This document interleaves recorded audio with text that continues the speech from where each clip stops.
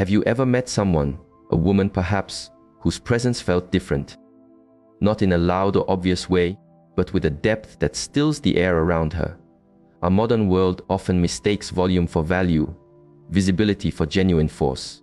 We are taught that power must be announced, that it must be seen and heard to be real. But ancient wisdom, the kind that whispers through the rustling of leaves and the steady flow of a river, teaches us otherwise. True spiritual power is not a performance. It is a state of being. It doesn't need to announce itself. It is felt. Today we will move past the noise. We will explore 6 unseen marks of a woman with high spiritual power. These are not trophies to be won, but textures of the soul to be recognized. They are signs of a profound inner alignment, a deep and transformative intelligence that few carry. My invitation to you is to listen not just for the signs in others, but to feel for the echoes of them within yourself.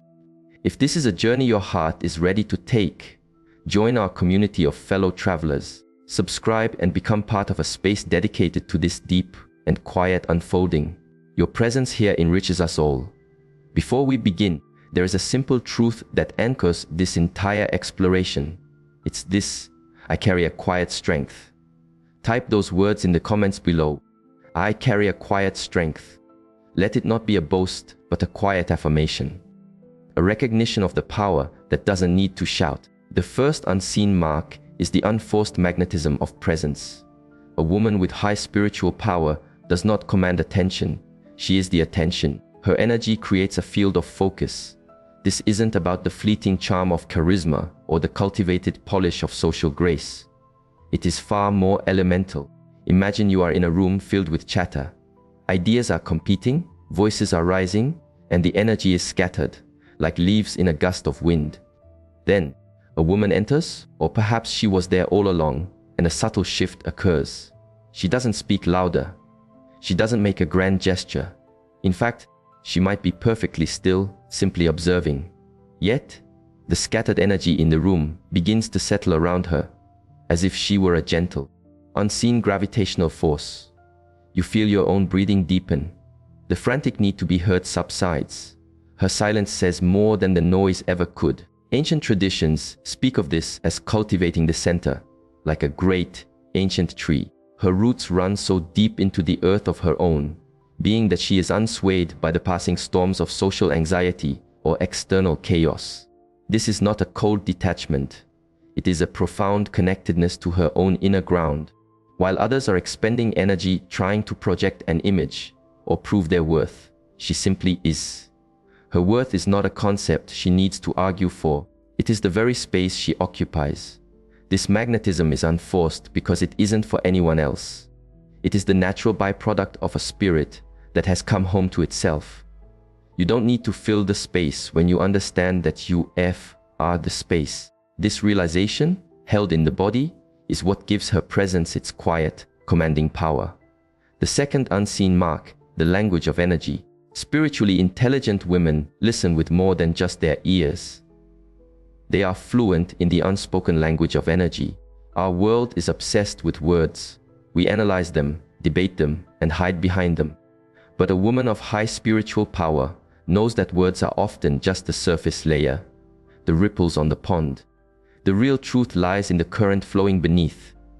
Think about a time someone said to you, "I'm fine," but you felt a deep unease. Your logical mind heard the words and wanted to accept them. But another part of you, a deeper, more ancient intelligence, felt the discord. It felt the tension in their shoulders, saw the flicker of pain behind their eyes, and sensed the energetic dissonance between the word, fine, and the reality of their inner state. This is the language she speaks. She can walk into a home and feel the lingering energy of an argument that happened hours ago. She can listen to a business proposal and feel the alignment or misalignment of the person presenting it, regardless of how polished their slideshow is. This isn't magic, it is a highly developed sensitivity. Nature itself teaches this. An animal doesn't need to be told a storm is coming. It feels the shift in atmospheric pressure. In the same way, this woman has learned to trust her own energetic barometer over the often deceptive noise of words. she hasn't silenced her mind. Rather, she has trained it to be a partner to her feeling sense, not its master. This is a profound form of wisdom, one that navigates the world by sensing its truths, not just by cataloging its facts. The third mark is the compassionate boundary.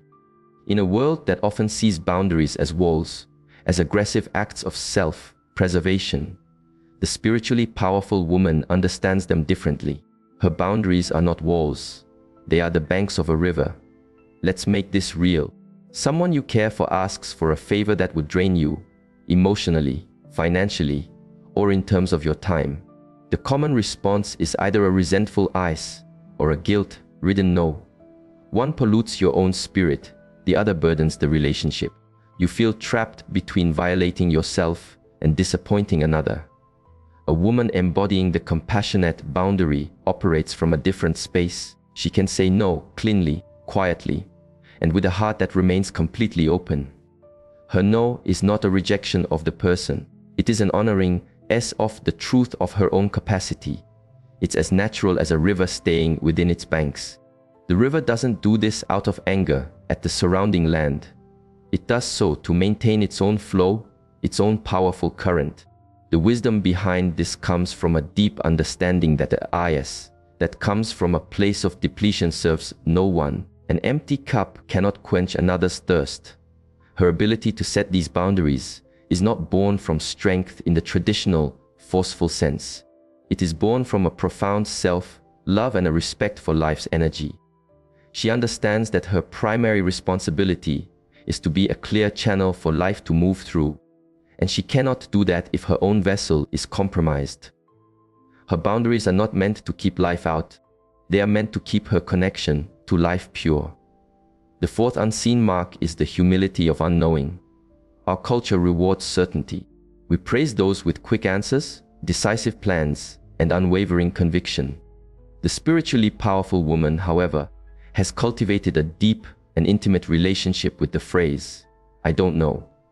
Consider a conversation about a deeply divisive issue: politics, philosophy, the meaning of it all. The typical dynamic is a battle of intellects. Each person marshals their facts, defends their positions, and tries to conquer the other's viewpoint. It is a terrain of armor, shields, and intellectual warfare. Now, into this landscape, she introduces a quiet power. Someone asks for her definitive stance, and with a calmness that is deeply disarming, she might reply, "From what I've experienced so far, this is what feels true, but there is so much I don't know." This is not a sign of intellectual weakness. It is the mark of a formidable strength. It is the courage to keep her mind open. An ancient Zen proverb says, "In the beginner's mind there are many possibilities, but in the expert's there are few." She chooses to inhabit the vast, fertile space of the beginner's mind. This humility is not self-deprecation. It's a reverence for the immense, mysterious nature of existence. She knows that true wisdom isn't about collecting a pile of solidified answers. It's about nurturing a heart that can live peacefully with profound and beautiful questions.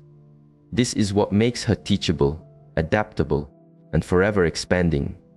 While others are trapped in the prison of their own conclusions, she is free to dance with the unfolding mystery. Fifth, we come to a beautifully subtle mark, the perception of interconnection. A woman with high spiritual intelligence sees the world not as a collection of separate objects and events, but as a single, breathing organism.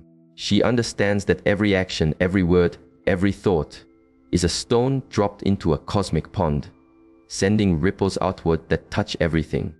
You see this in the simplest moments. You're standing in line at a coffee shop. The person in front of you is needlessly harsh to the barista, who is already clearly having a stressful day. Most people might register it, feel a flicker of annoyance, and move on. But you notice that her energy shifts. She feels the ripple. She sees the chain reaction. The harsh word plants a seed of agitation in the barista, who then carries that energy to the next customer, who may then carry it home to their family. She sees it not as a moral failing, but as a law of nature, as real as gravity. And so, when it is her turn, she consciously does the opposite. She offers a quiet word of kindness, a moment of genuine eye contact. She isn't trying to fix anything. She is consciously introducing a different quality of ripple into the pond. The wisdom traditions describe this in many ways. Karma, interconnectedness, the web of life. It is the direct, felt experience that I and other are not truly separate.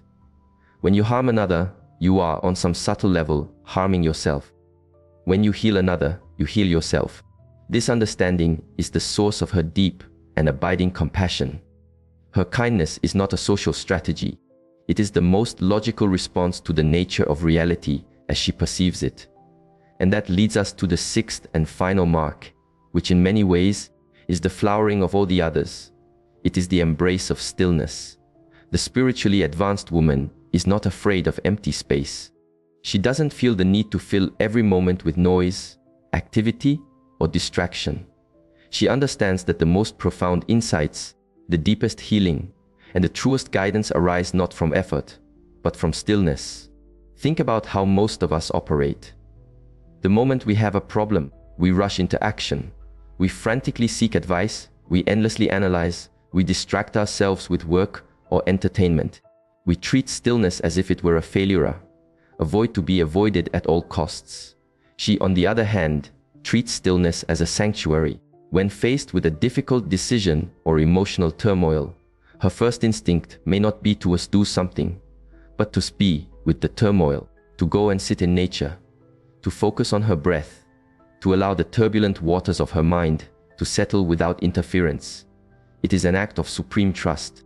The laws of nature teach us that soil does not produce a harvest through frantic effort, but through patient, quiet waiting. A seed doesn't sprout by being dug up and checked every 5 minutes. It sprouts in the silent, dark, and still earth. She applies this wisdom to her own inner world. She knows that beneath the noise of her panicked thoughts lies a deeper intelligence, a quiet inner voice. And this voice cannot be heard by shouting over it. It can only be heard when you create a space for it to speak. Her ability to find this stillness in the heart of the storm is her greatest strength. It is not a weakness or a passivity. It is the source of all her wise action. So we have walked through these 6 marks: the unforced magnetism of presence, the language of energy, the compassionate boundary, the humility of unknowing, the perception of interconnection, and the embrace of stillness. It is crucial to understand that these are not separate skills to be collected like badges. They are the interwoven threads of a single tapestry. Each one nurtures and is nurtured by the others. The path to cultivating this kind of power is not about adding more to yourself, but about unbecoming everything that isn't you. It is a journey of quiet excavation, of gently removing the layers of conditioning and fear to reveal the luminous spirit that has been there all along. It doesn't happen overnight. It happens in the small choices. Choosing to listen to the energy behind someone's words. Choosing to set a kind boundary. Choosing to admit, I don't know. Choosing to be still. If you feel a calling to continue this exploration, to tend to the garden of your own spirit, then I invite you to make a commitment to your own growth. Subscribing to this channel is more than just clicking a button. It is a declaration. It is a promise to yourself that you are worthy of this deep and transformative journey. Thank you for sharing your quiet strength with this space today.